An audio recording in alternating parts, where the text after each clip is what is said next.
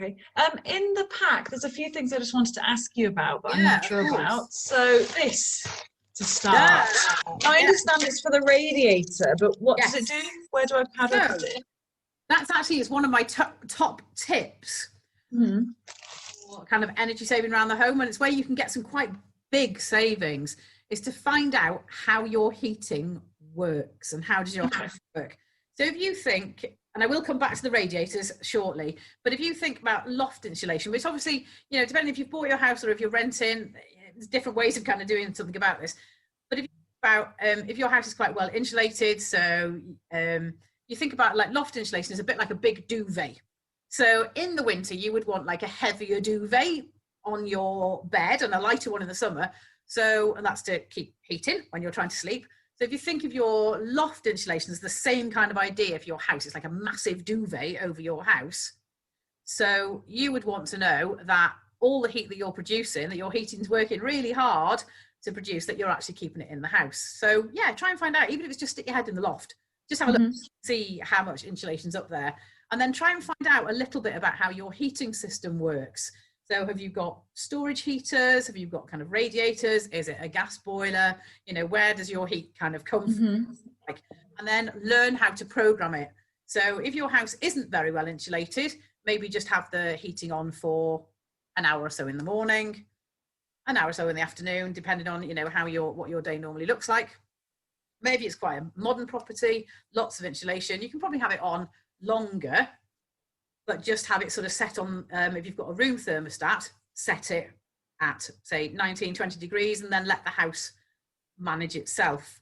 And coming back to our friend, the radiator reflection, just because of science,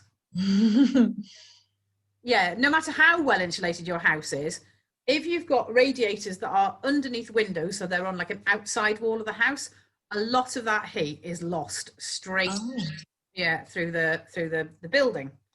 So what this stuff is designed to do, if you cut that to the length that you need, that it fits nicely behind your radiator, and you'll see there's some little plastic clips in that bag.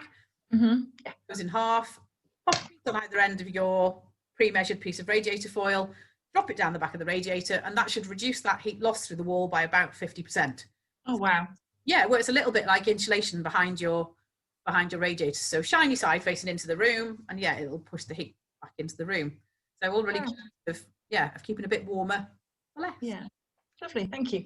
Yeah, there's another thing I wanted to ask you about. Yeah. So you've given me one of these extension cables. Yeah. Now, I've already got one of these, but it doesn't have one of these switches on. How is that different to a normal one? So these are a really, really clever bit of kit. So you'll see it's got 5 sockets on it, one of which says always on. And it was like a little box thing there. Oh, yeah. Yeah. So what that does is basically you train it to recognize your TV remote.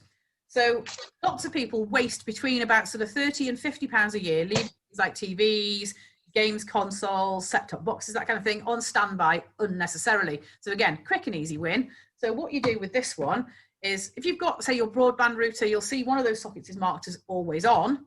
Plug your broadband router or whatever into that socket and it'll stay on all the time. But the other 4, you train it to recognize your TV remote.